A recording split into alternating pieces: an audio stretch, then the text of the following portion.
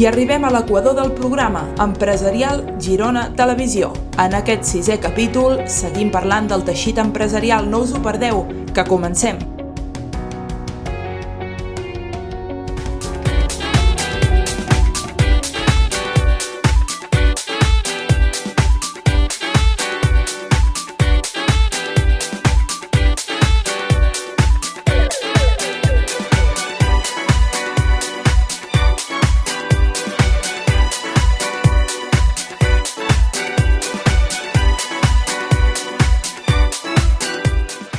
Girona Futbol Club Hospitality VIP patrocina aquest programa.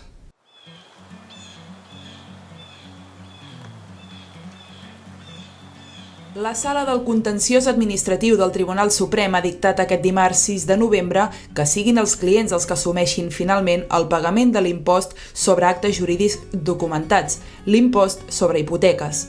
D'aquesta manera, l'alt tribunal corregeix a la secció que va innovar la doctrina i torna a la jurisprudència anterior, favorable a les entitats bancàries. Després de 2 jornades de deliberacions, l'alt tribunal no ha aconseguit superar la fractura existent a la sala, que conformen un total de 28 magistrats.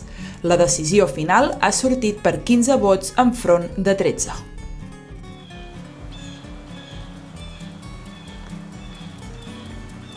L'empresari i expolític Josep Sánchez Llibre ha estat nomenat president del Foment del Treball per un mandat de 4 anys en substitució de Joaquim Gay de Montellà, que ocupava el càrrec des del 2011.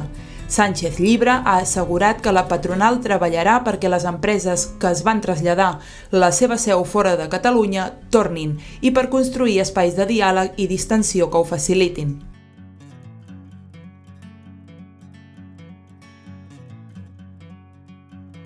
Neix una oportunitat de negoci a Girona per a emprenedors i emprenedores. L'empresa Kumon busca interessats en obrir un centre educatiu a la ciutat. Per aquest motiu ha dut a terme una sessió informativa per conèixer la franquícia educativa més gran del món i informar-se sobre l'oferta de negoci Kumon a la ciutat i província de Girona. Ens ho explica la coordinadora pedagògica de Catalunya, Marta Cantenys. Kumon és l'empresa educativa més gran del món. Fa més de 20 anys que estem a la província de Girona i el mètode és dels anys 50. El nostre objectiu és desenvolupar al màxim les capacitats dels alumnes i tot això ho fem a través de 3 programes. Actualment tenim el programa de matemàtiques, el programa de competència lectora, que en diguem de lectura, i el programa d'anglès. Tots 3 programes busquen que els nostres alumnes es converteixin en estudiants autodidactes i això ho fem a partir del contingut d'aquestes 3 assignatures. En el programa de matemàtiques desenvolupem el càlcul per tal que els nostres alumnes siguin capaços d'aprendre el que vulguin en relació a les matemàtiques. El programa de lectura desenvolupa la competència lectora dels nostres alumnes fins que siguin capaços de ser lectors crítics. I el programa d'anglès, l'objectiu que tenim és que els nostres alumnes puguin aprendre en anglès, és a dir, que siguin suficientment competents amb l'idioma perquè puguin conèixer el món a partir de la llengua anglesa. Estem molt contents de ser a Girona aquest mes, hem estat a la Fira de Mostra, ara estem aquí a l'Associació d'Empresaris i Emprenedors perquè tenim la intenció de créixer a la província. Tenim l'oportunitat d'obrir un centre nou a Girona i un altre a Figueres. Esperem que tots els que estigueu interessats en conèixer-nos una mica més i en emprendre amb nosaltres, us poseu en contacte amb nosaltres i empreneu l'aventura amb nosaltres, amb una empresa que està molt acostumada a treballar amb gent que té moltes ganes d'aprendre i de fer que els nostres alumnes arribin al màxim del seu potencial.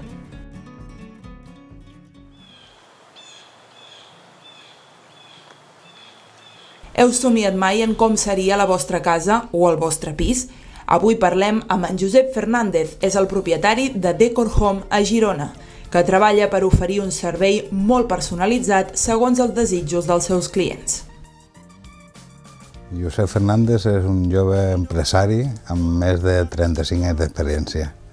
Decor Home és una botiga que es dediquem majoritàriament a l'assessorament de clients a l'hora d'escollir la seva decoració per la seva llar, cortines, descans, més o menys tot això.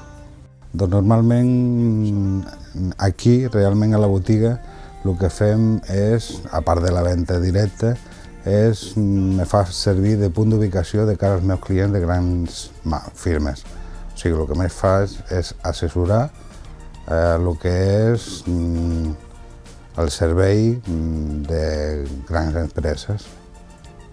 El meu valor afegit és l'experiència de 35 anys de venda, dedicada a l'assessorament als clients.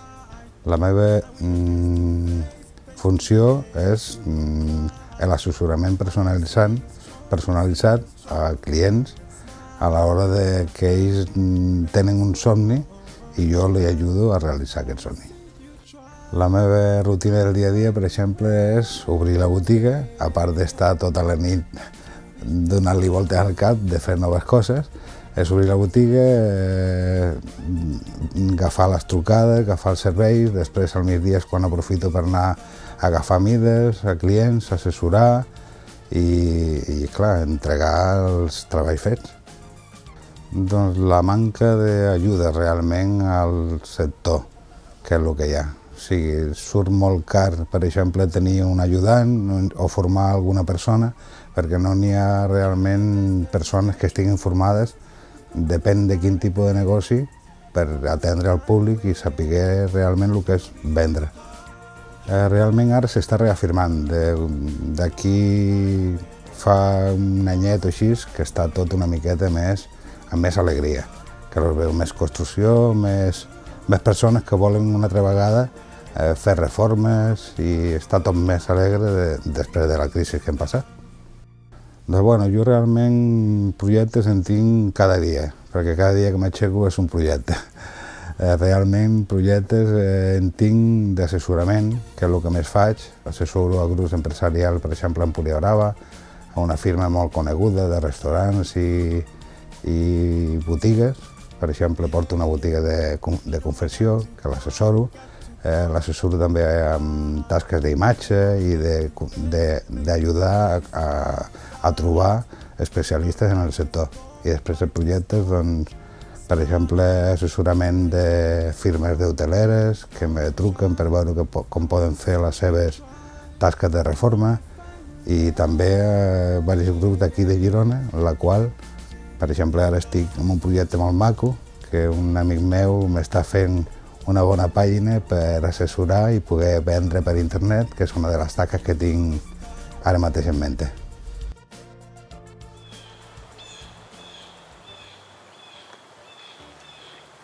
En Miquel Garcías, de Prat Sàbat Advocats, ens porta un nou consultori legal. Endavant!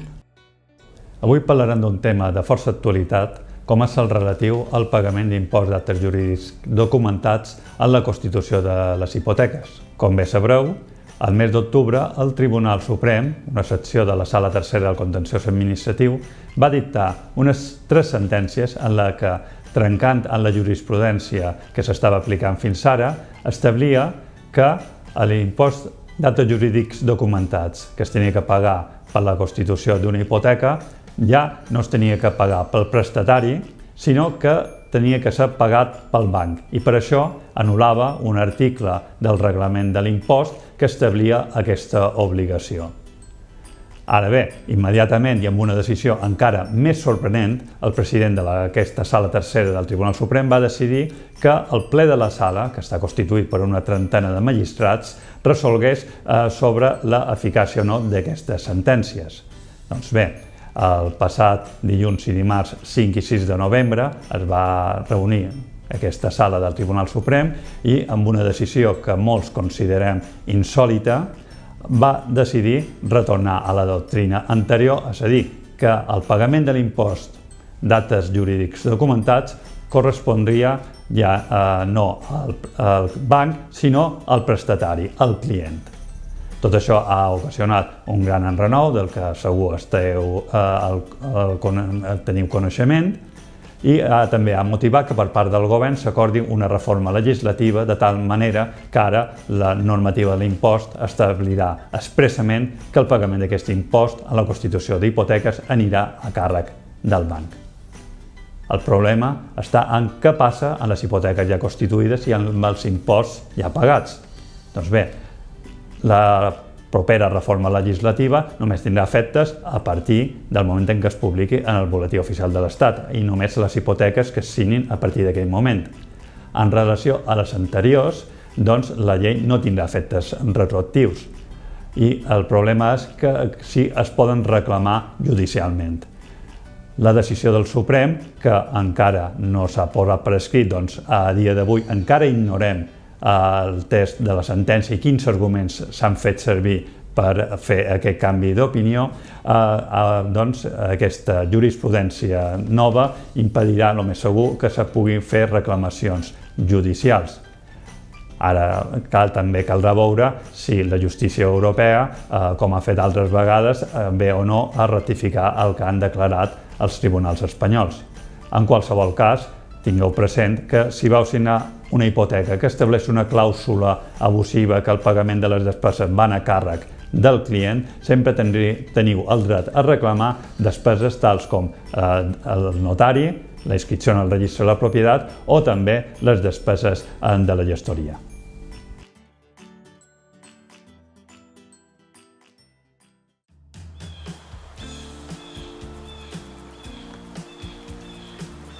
L'Alexandra és la delegada de la Fundació Autoocupació. Saps què fan? Si alguna vegada t'has plantejat tirar endavant el teu propi projecte i emprendre, et podran guiar. La delegada de la Fundació Autoocupació aquí a Girona i Dona Emprenedora. La Fundació Autoocupació som una fundació privada, sense ànim de lucre, amb més de 30 anys d'experiència i el nostre objectiu, bàsicament, és promoure l'autoocupació des de les 4 províncies catalanes. Què fem? Oferim diferents serveis, tots enfocats a aquelles persones que tenen una idea de negoci, tant si estan treballant com si estan aturades, serveis que estan subvencionats, fem assessorament per ajudar a fer el pla d'empresa de la idea de negoci que tingui la persona emprenedora per tal de valorar la viabilitat d'aquesta idea. Els formem també en aquelles àrees o temàtiques que desconeixin i que amb aquesta formació que adquireixen després són capaços de gestionar el seu propi negoci. Els ajudem també a buscar finançament i els ajudem en els tràmits legals quan volen donar-se d'alta i, per tant, crear la seva empresa. En definitiva, el que fem és ajudar-los a ser el que volen ser. Com a delegada d'autoocupació, la meva funció principal és donar a conèixer l'entitat en el territori i això vol dir col·laborar i buscar aliances amb diferents entitats, ja siguin públiques o privades, com amb ajuntaments que també ofereixen serveis d'emprenedoria, consells comarcals o associacions d'empresaris, com l'Associació d'Empresaris i Emprenedors de Girona, l'AGE. Aquesta és la idea, bàsicament, com a delegada, de donar a conèixer el que fem i com a consultora també que soc de la Fundació, fer pensar a les persones que venen si realment estan preparades per emprendre, si saben realment el que vol dir emprendre, fer que es qüestionin els seus objectius, ajudar-los a que prenguin decisions amb tota la informació al seu abast, que això és molt important, i per aquells que realment decideixen emprendre, amb tots els serveis que oferim, l'objectiu bàsic és fer-los el camí el més fàcil possible.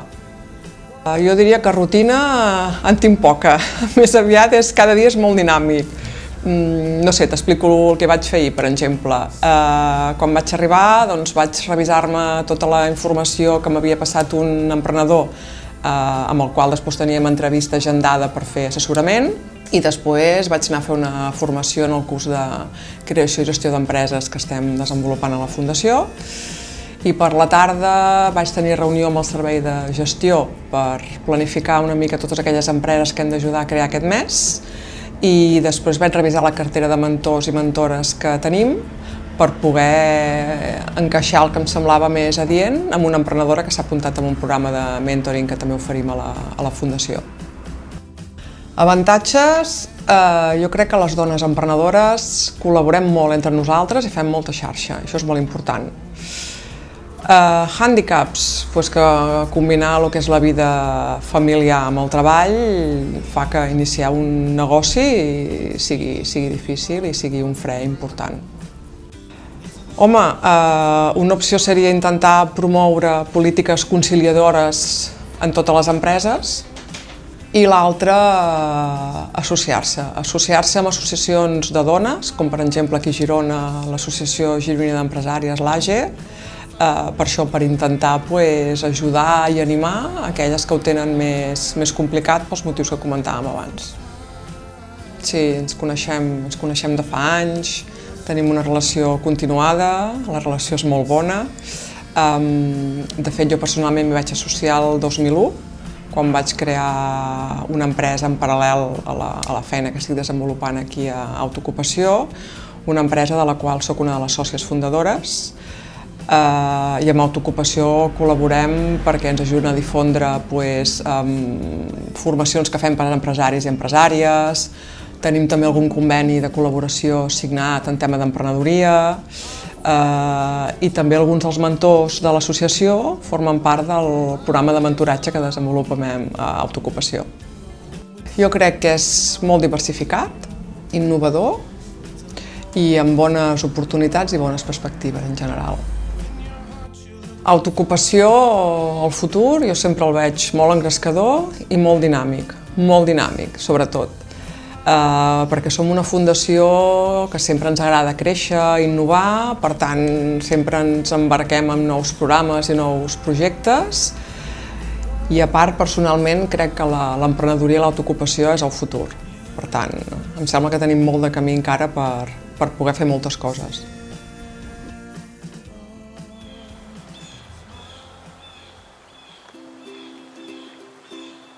I a l'entrevista parlem amb el rector de la Universitat de Girona, en Quim Salvi. Quin paper juga la universitat al món empresarial? Com és la inversió dels estudiants en el món laboral? Ens imaginem Girona sense la seva universitat?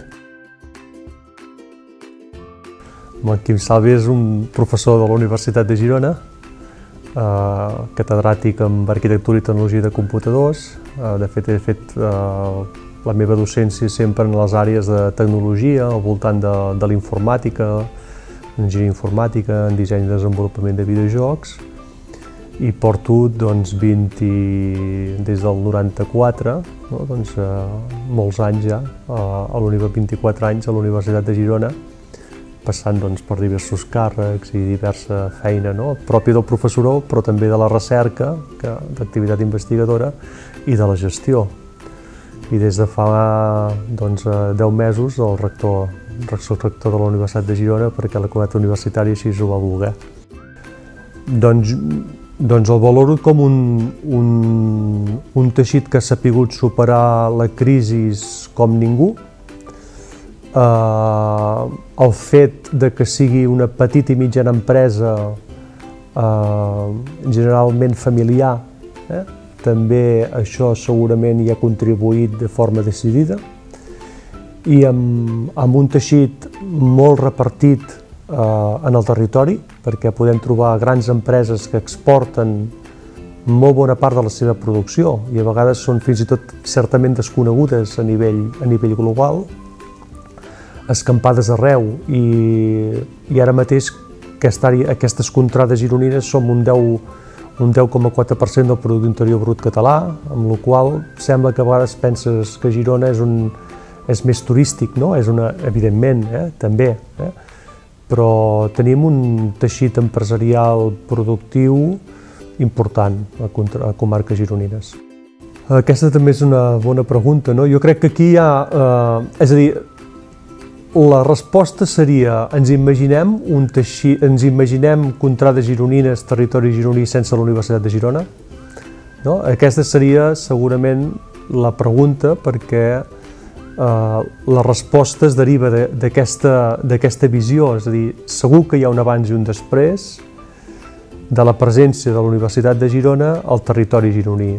Segur que els milers d'estudiants que són professionals quan acaben els seus estudis, que passen a ser ciutadans i per tant passen a les diferents capes socials, perquè aquí és una universitat interdisciplinària, que van els estudis des de les humanitats fins a la tecnologia, passant per les ciències socials, les ciències jurídiques, etc. Doncs el gruix d'aquests professionals impregnen tota la societat i en part la societat productiva, no? I el fet de que la universitat doncs, formi professionals per una banda, però també la seva activitat de recerca que es transfereix a la indústria. Important és la transferència de tecnologia i la col·laboració universitat-empresa, empresa-universitat, que es deriva de la presència d'una universitat pròpiament a Contrada Gironines. I això, doctorats industrials, pràctiques amb empreses, creació d'empreses, convenis, projectes nacionals i europeus amb col·laboració i amb participació d'empreses, doncs són molts milions d'euros l'any de negoci comú, no? I compartit entre l'empresa i la universitat. Bé, la immersió laboral és un aspecte i l'emprenedoria hauria de ser un altre aspecte, no? La immersió laboral, durant l'estudi, o sigui, mentre l'estudiant està estudiant a la universitat, doncs es fomenta amb les pràctiques, el pràcticum, pràctiques que poden ser obligatòries en alguns casos, optatives en d'altres casos, però que en tots els estudis de la universitat l'estudiant fa en alguna institució o empresa. I això d'alguna manera ja professionalitza la carrera i fomenta la inserció laboral, perquè l'estudiant té una experiència laboral mentre està estudiant. Quan l'estudiant ha acabat el grau, amb la borsa d'inserció, llavors l'estudiant, una vegada acabat, pot ajudar, la universitat el pot ajudar o la pot ajudar a trobar feina, a trobar la primera feina.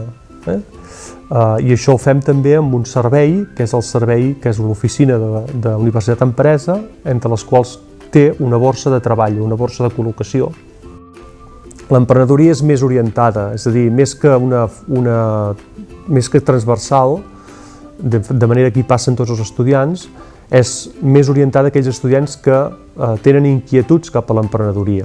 D'alguna manera. Es donen beques, es donen 18 beques anuals d'innovació tecnològica que se donen des de la universitat cap a aquests estudiants interessats. Els estudiants reben formació i reben assessoraments si estan interessats en aspectes d'emprenedoria, també. Això també tenim formació amb competències. Es fa a màster, tenim un màster d'emprenedoria, els estudiants es poden matricular per si estan interessats en aquest aspecte. Tots els estudiants que estan fent un doctorat a la universitat també reben un curs de formació en emprenedoria per poder les seves idees traslladar-les a una possible experiència emprenedora, ja sigui una empresa, etc. Tenint en compte que fa 10 mesos que he estat elegit rector i un mandat és de 4 anys, doncs el meu compromís és el programa de govern. És a dir, jo em vaig presentar amb un equip i amb un programa de govern en el qual hi ha al voltant d'unes 200 accions de molta diversa magnitud, no? Per tota la universitat. Per tant, a curt, mig termini seria el programa de govern amb el qual m'he compromès amb la comunitat universitària i el territori de fer i de tirar endavant. A mig, llarg termini estem preparant el pla estratègic de la universitat. El pla estratègic de la universitat que ha de ser una font d'oportunitats també per la universitat, que ha de ser transversal i que ha de servir a la universitat per singularitzar-se, per visualitzar-se i per ser, doncs, com deia, una font d'oportunitats per aconseguir segurament avançar-nos al futur. És a dir, si sabem que la humanitat està anant en una certa direcció i que alguns esdeveniments en el futur tindran impacte en les universitats, avançar-nos a aquests esdeveniments ens permet sortir en una posició més avantatjosa. I aquest és el debat, el treball que s'està fent al voltant del pla estratègic. Per tant, a mig llarg termini seria que la universitat, com a comunitat universitària, es posés, diguem que treballés el pla estratègic, arribéssim a un acord i un consens per poder a mig i llarg termini desenvolupar i posicionar-nos amb avantatge respecte a la resta d'universitats en base a aquest futur que segurament estem ja visualitzant.